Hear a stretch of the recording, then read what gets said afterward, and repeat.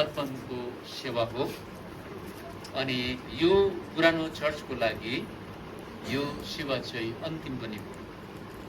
त्यसले गर्दाखेरि हामी यहाँबाट प्रभुलाई धन्यवाद नदिकन अनि यो सरसामग्रीहरूलाई प्रभुलाई फेरि पनि फिर्ता नमागिकन हामी लफालिङ्गो कहिले पनि बनाउन सक्दैनौँ। जसरी इज्जत र आदर साथ हामीले यहाँनिर ल्याएका थियौँ, समर्पण गरेर हामीले प्रार्थना गरेर यहाँनिर राख्यौँ, यति लामो वर्षसम्म हामीले यो ठाउँमा प्रभुको सेवाहरू गर्न पायौँ। लगभग 1979 को दशक थियो होइन, जब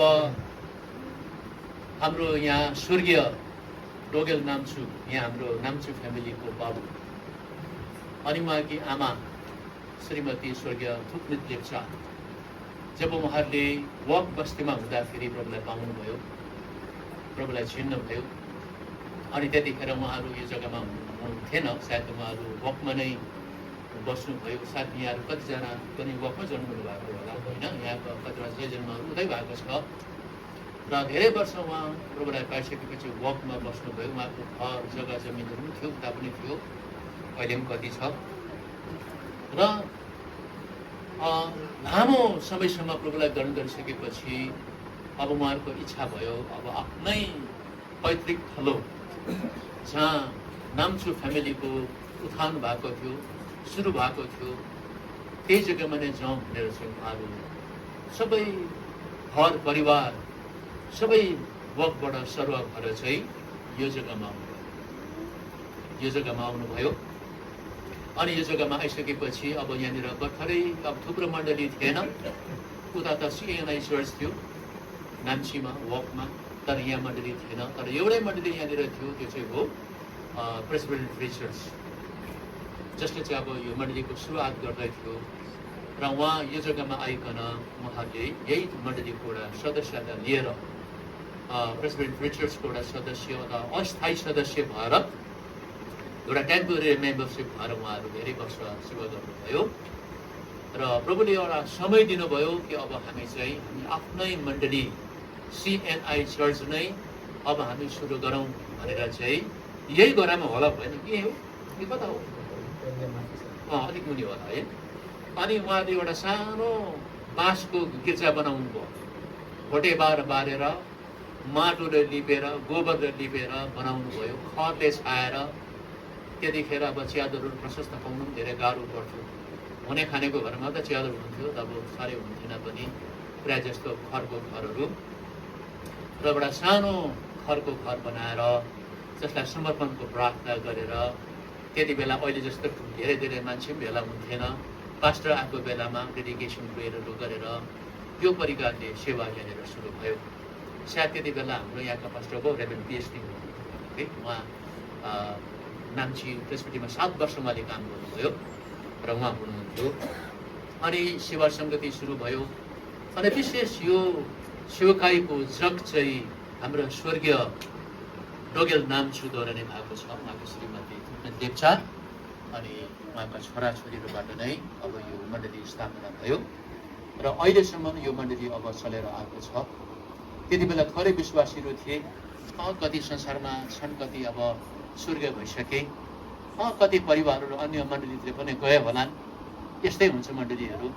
तर पनि जो प्रभुको अनुग्रहमा जो यो मण्डलीमा बस्नु पर्थ्यो अहिलेसम्म, अब हिसाब लागेको छैन कति वर्ष भयो होला, अब जोडिराख्नुहोस् कति वर्ष चाहिँ यो ठाउँमा गिर्जा चलेछ। अब हिसाब गरिराख्नुहोस् हाम्रो तुरुक मण्डली चाहिँ कति वर्षको पुगेछ। अब यो पनि अब हिसाब लगाइराख्नुहोस्, यो एउटा इतिहासका कुराहरू यसमा लेखिराख्नुपर्छ, हामीले पछि चाहिन्छ।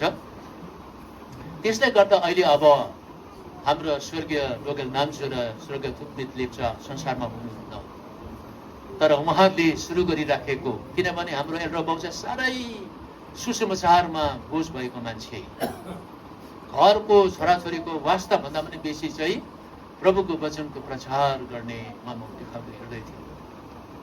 म आउँदा पनि उहाँले भन्थ्यो म त अब एकदमै कुना जग्गामा गएर चाहिँ प्रचार गर्ने मेरो इच्छा छ।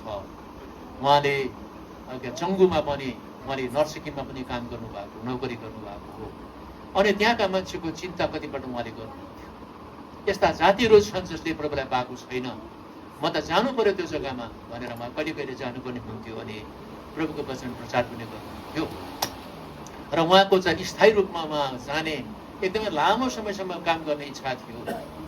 तर प्रभुको समय जब पुरा भयो होइन, उहाँलाई एउटा मुटुको रोगको बिमार लाग्यो र त्यो बिमारको कारण भने यस पृथ्वी तलबाट उहाँ सुत्नुभयो।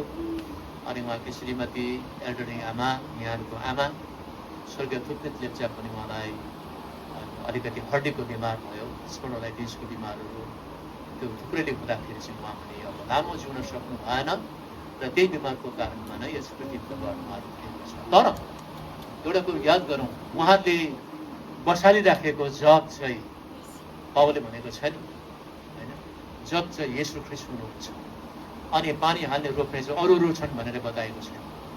र उहाँले जग बनाएर राखे, तर अहिले अब पानी हाल्ने बढाउने काम अहिले छोराहरू, अहिलेको मण्डलीहरू, अहिलेका प्रिय विश्वासीहरूले चाहिँ अब यो मण्डलीलाई बढाउँदै काम गर्न लागे र हामीले कहिले पनि उहाँलाई बिर्सनु हुँदैन। जब म 1993 सालमा जब म यो नाम्ची प्रेसबिटेरीमा म अब पोस्टिङ भएर आएँ, यहाँको मिनिस्टर इन्चार्ज मलाई धेरै मण्डलीको जिम्मा मलाई भयो। त्यति बेला म एक्लै पास्टर थिएँ। अनि यो ठाउँमा आएँ अनि उहाँहरूको घरमा म आइपुगेँ। हामी त्यति हिँडेका थिएनौँ। हाम्रो साइनोमा एउटा दिदी भाइहरू, सालो भेना, मामा भानिजको एउटा साइनहरू पहिलादेखि नै थियो। त्यसले गर्दा म आइपुगेँ, उहाँहरू बडा खुसी हुनुभयो। र भोलिपल्ट हामी चर्चको सेवा गर्न आयौँ। चर्चको सेवा गर्न आउँदा चर्च देख्दा चाहिँ दुःख लाग्यो मलाई पनि क्या। खरले छाएको चर्च छ, भोटे बार लगाएको छ, भुइँ गोबर लिपेको छ, जग्गा जग्गा भत्केको छ। अनि आकाशतिर हेर्दाखेरि चाहिँ छ्याङ माथि देख्ने हेर्नुहोस्। अब खरको पनि निकै दुःखै थियो होला त्यति बेला, निकै मकिसकेको सानो गिर्जा त्यहाँनिर थियो। र केही वर्ष अब त्यहाँनिर गऱ्यौँ हामीले। तर त्यसपछि चाहिँ हामीले सल्लाह गऱ्यौँ, होइन हो यस्तो प्रकार त हुँदैन। प्रभुले यति सुन्दर मण्डली दिनुभएको छ कि हामी एउटा अलिकति योभन्दा राम्रो गिर्जा बनाउन सक्दैनौँ होइन। अब म पास्टर थिएँ त्यति बेला, अब मैले यहाँलाई त एउटा आँट त दिनु पऱ्यो। छन् त मसँग त केही पनि छैन फेरि यहाँ हो। तर मैले आँट दिएर अब बनाउनु पर्छ। एल्डर बाबुलाई मैले भने बनाउनु पर्छ अब गिर्जा। यहाँहरू छोराहरूलाई भने मैले अब गिर्जा बनाउनु पर्छ। हुन्छ होइन, मैले उहाँलाई हरेस खाने कुरा गरेन, पैसै छैन पुग्दैन भनेर कहिले पनि भनेन। अब हामी थालौँ। एउटा आँट पनि एउटा कति ठुलो कुरो छ। प्रभुको अनुग्रहमा मलाई भन्ने प्रभुले मलाई एउटा आँट दिनुभयो, अब हामी बनाऊ। त्यसपछि सबै मण्डली मिलेर अब भवन बनिन पर्ने भयो।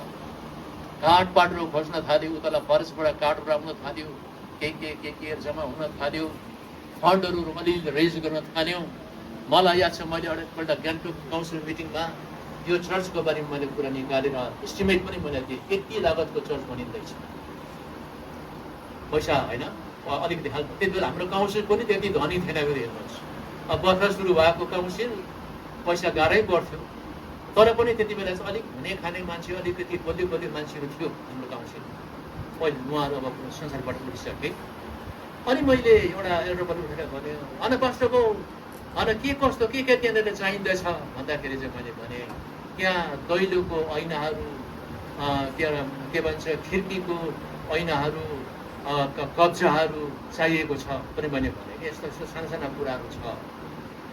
अनि मलाई याद आयो तुरुकको चर्चमा चाहिँ यतिवटा खिड्की चाहिँ यतिवटा दैलो छ। अनि मैले हिसाब लगाएँ यो दैलोमा यतिवटा कब्जा लाग्यो, फेरि यतिवटा मैले टक्कै हिसाब बताएँ। यतिवटा कब्जा, यतिवटा छिड्किने, यतिवटा त्यो स्लाइडहरू त्यहाँनिर लाग्ने बेला छ। बुढो मान्छेले भन्यो अनि पास्टर होइन, उहाँ त कति एकदम वास्ता राख्ने, त्यहाँ कति कब्जा कति होइन सबै थाहा रहेछ पास्टर गर्नु। त्यति बेला त्यो एल्डर बाउले भन्नुभयो त्यो सबै खर्च चाहिँ म हेर्छु, कब्जा ऐनाको जति खर्च लाग्छ मलाई इस्टिमेट दिनुहोस्, म दिन्छु। उहाँले पैसा दिनुभयो। अनि यो यहाँको कब्जाहरू यस्तो प्रकारको थुप्रै दाताहरू छ यहाँनिर। अब बाहिरको दाता मात्र होइन, तर मण्डलीले पनि धर्मदूत चढाउनु भएको छ। र त्यसपछि हामीले यो चर्च होला होइन अलिकति पछि एक्सटेन्ड भयो, तर सुरु त यही नै बनायौँ। तर अलिकति अझ सानो हुँदाखेरि चाहिँ उहाँले अलिकति उता चाहिँ बढाउनु भयो, पछिबाट बढाउनु भयो। तर यति